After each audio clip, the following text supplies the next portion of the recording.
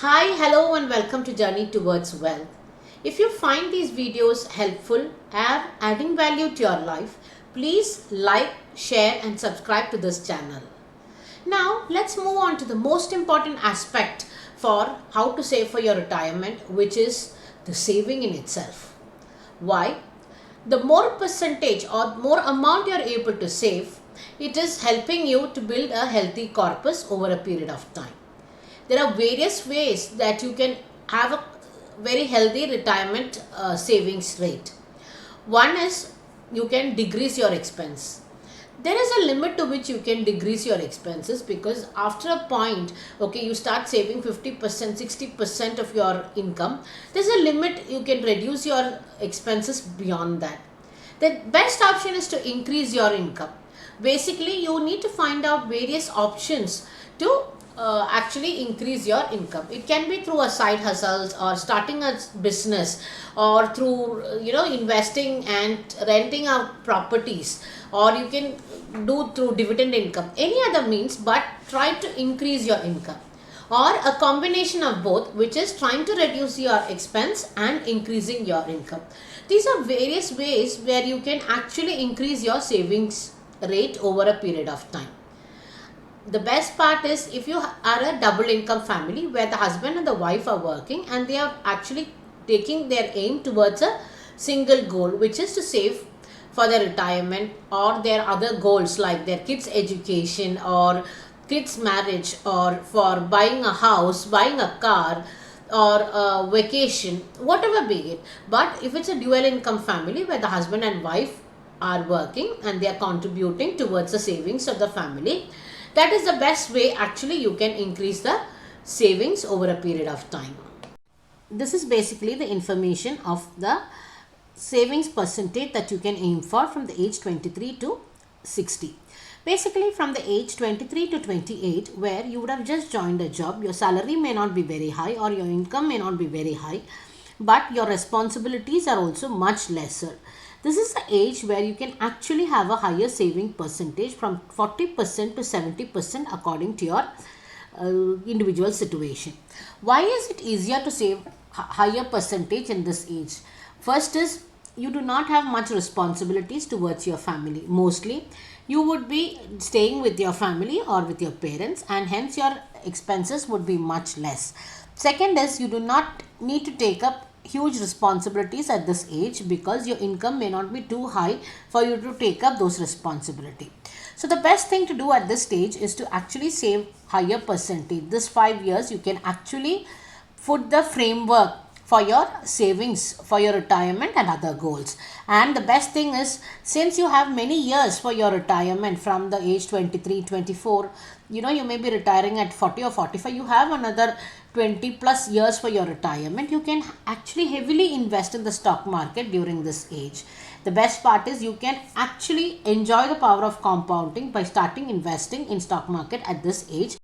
If you are starting your savings and investment at the young age of 23, 24, the best part is you can even look at investing in small cap or mid cap mutual funds and exchange traded funds if you are not comfortable with direct stock market investing.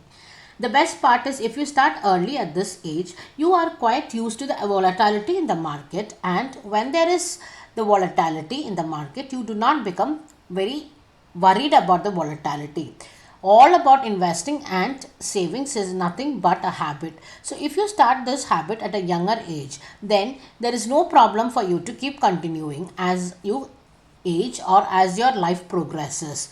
Especially a percentage of 40 to 70% over a period of 5 years would help you to actually accumulate a good corpus. And if you just leave that corpus or that amount for the next 20-25 years, then you can actually see what the power of compounding for your investment is. There is nothing better than starting your investments at a younger age. This is an age where you should avoid buying high ticket items like your car or your house, because that will actually involve you in debt. And once you accumulate debt, then your investment and savings goal will come down because you have huge debt to repay. So this stage, try to avoid anything which is high ticket or big ticket, and focus on accumulating wealth, because this is a wealth that you can leave it for a long time and see the power of compounding. Maybe after 20-25 years you can actually see that this has become a huge corpus for you, and this would be your safety cushion that would help you to survive through the future years of your life. The next stage from age 29 to 40 is the stage where you will be married and you will have more responsibilities coming up, because you will have a partner to take care of. Then you will may need a car or a vehicle, or you will have to take up loans for your house, and all those kind of expenses will start creeping in the next stage of life. Again, if it is a working partner, life gets easier for both the parties, because there is a double income coming in. So if it is a single income family, you can aim for anywhere between 20 to 30% of savings from your income. And if it is a double income family where both the husband and the wife are working, then you can aim for somewhere between 30 to 50% of savings from your income. Again, it is this stage where you can start investing in also debt instrument other than the stock market, because you need more certainty during this stage, and you would want to take lesser risk by investing in stock market, so you can have a percentage towards the debt instruments. Again, in this stage you might also have new responsibilities like having kids, all that coming up. This stage you may want to buy a house or a car, but what you need to ensure is you should not buy a house which is way above your requirement, but you should limit your requirement and buy a smaller house which actually is sufficient for your current requirement. Another thing is you can buy a basic car or a car which actually serves you the purpose, rather than going for a more fancy ones like the BMW or the Benz, because you still have not accumulated enough to go to that scale. If you're looking at buying a house for yourself at this stage, you need to ensure at least 20% of the payment is ready with you as cash. That is a stage at which you're ready to buy a house. Any percentage below that will not indicate that you are ready with the finances to purchase a house. So if you have 20% of the amount ready as down payment, then you can look at buying a property at this age.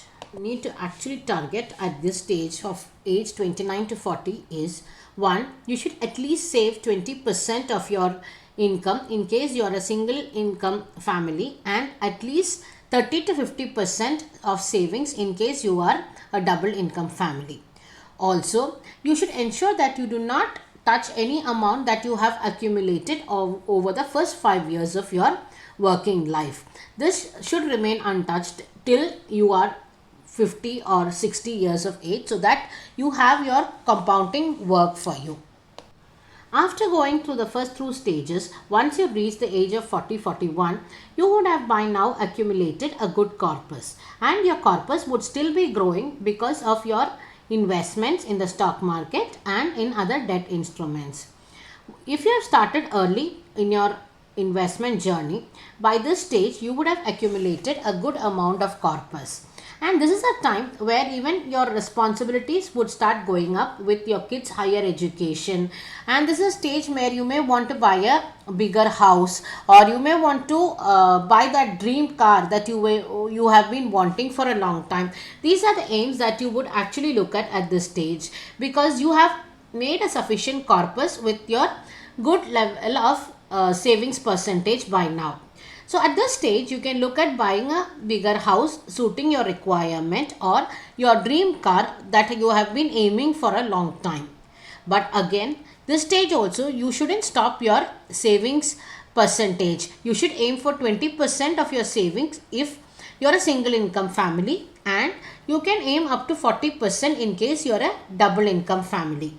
But the thing is, you still can afford to have other luxuries in life, because by now your income would have gone up compared to what it was in the initial stages of your life.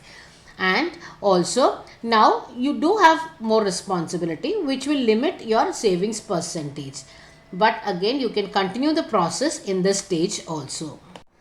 For 51 to 60 years of age, which is the age of retirement, your responsibilities will not be very high. It will start coming down, but again there may be newer responsibilities like taking care of old parents, or those kind of responsibilities might come up for very few people. Here again, if you are a single income family, you can at least save 20%, and if you are a double income family, you can save from 30 to 50% in this age category. The double income family, you need to actually take the cumulative income or the income of both the parties rather than one income, and then 30 to 50% of the total income can be saved. Here again, you can invest in stock markets and debt instruments. What happens is, when you have started your accumulation journey or your savings journey from the age of 23 or 24, you have a longer period where you have been accumulating a decent amount of savings over a period of time, and if that is wisely invested, it would be giving you a good corpus so that you can retire comfortably. This is the easiest way, and this is the most appropriate way for you to reach a retirement savings.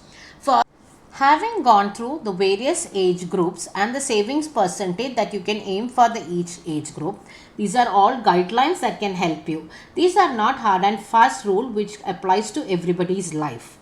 Again, there may be people who will be having higher income and will be able to save a higher percentage. That will be the best thing that you can do if you can increase your savings percentage rather than limiting it to at least 20%. If you are able to save as a single income family around 40 or 50% of your income, that is a better situation to be in. But you need to at least aim for a 20% savings to have a healthy retirement corpus.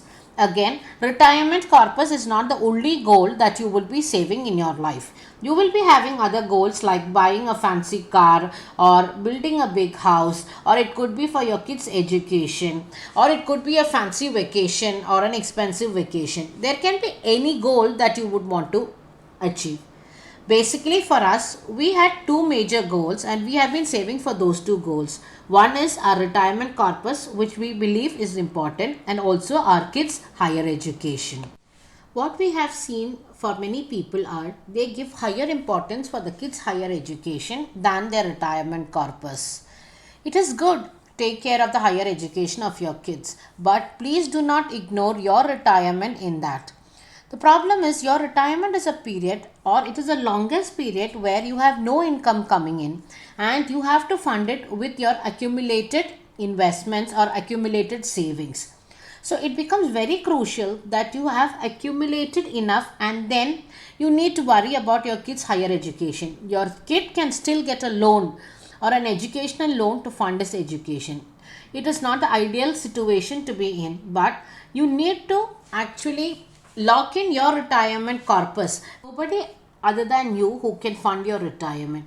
You cannot hold your kids responsible for taking care of your retirement needs. So, if you have other goals which you need to fund, please ensure that you have enough savings to take care of all the goals rather than focusing on other goals and ignoring your retirement goals.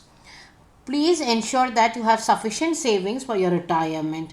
This is the single most goal for which you need to focus, so that there is no replay button for your retirement, because there is no way you can make money in your retirement or you can earn in your retirement. So please ensure that you have sufficient focus on accumulating a retirement corpus. Spending after you have saved enough from your income or after deciding on your saving percentage is the single most reason for the success of the financial life of many people. Usually what happens is, people spend whatever they want out of their income and whatever rest left is saved.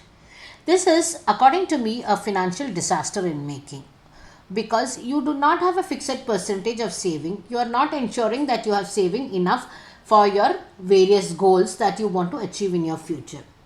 Fortunately for us as a family, we had identified this much earlier on in life, that we wanted to save a good percentage of our income, and then we would spend whatever is left after we have allocated our savings percentage.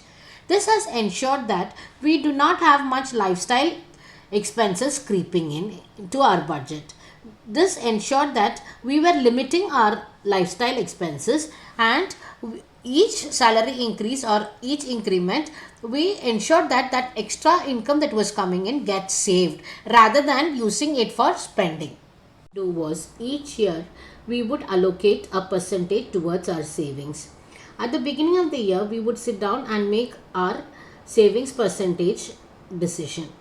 And based on that, each month, as and when the salary comes, we would first allocate the amount towards our savings, and then we would budget for our spend. Let's go through some savings tips or some tips that can help you to have a better saving rate. First and foremost is to automate your savings. Basically, once your salary hits your account, you can allocate maybe 20 or 25%, which is you have selected according to your individual situation, on the same day or the next day to a savings account or an investment account. This will ensure that your mutual fund or ETF or whatever type of investment you're doing, money is allocated to the savings on an automatic process, and there will not be any break in your savings process. Second is to increase your savings each month by 1% till it hurts. Basically, this is something which worked for us. For example, if we were having an income of 1 lakh per month, then we will first start with a 20% savings allocation, which is 20,000 that month would be allocated towards savings. What we tried and did was, the next month we try and increase that percentage by 1%, which is instead of 20,000, the next month we will try and save 21,000. Actually, this will not have a much impact on your spendings, because instead of spending 80,000, you are spending 79,000. Maybe you will be cutting a small coffee or one dining out or some simple things, and it will not have an impact.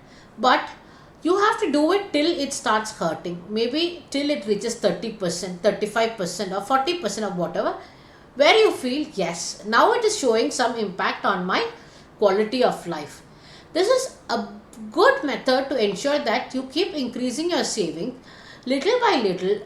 Ideal percentage would be 1%. So basically 20% first month, the next month 21%, then 22%. This is a method which has done well for us, or it has really helped us to improve our savings rate. The third thing is, whenever you get any incentives or a bonus, what you can do is you can allocate 80% of it towards your savings, and 10 to 20% you can allocate for your splurge spending. The splurge spending can be for a fancy vacation or an expensive vacation that you want, or it can be for a dining out in a good restaurant, or for a gadget that you have been wanting for a long time or you have been desiring for a long time.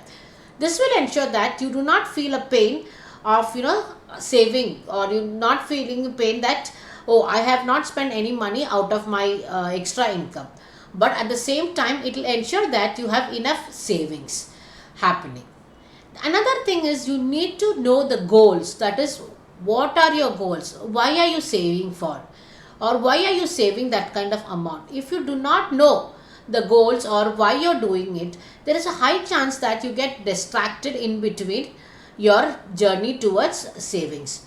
Why? Because you do not know what you're saving for. You're just accumulating money, you're just saving, but you have no goals towards which it is allocated. So it is very important that you have a goal, or you have an you need to know why you have been saving for that particular goal. This becomes very important for you to continue the process of saving over a period of time. Now we have covered all the aspects regarding the savings for retirement. Basically, what percentage can you aim for retirement, or what percentage of your income can you aim for savings, whether it retirement or other goals in life. Then what are the ways or the tips and tricks of savings which can help you to improve your savings. All this has been covered in this video. I hope this is helpful for all of you. In case you find it helpful, please like, share and subscribe to this channel. Thank you so much for your support.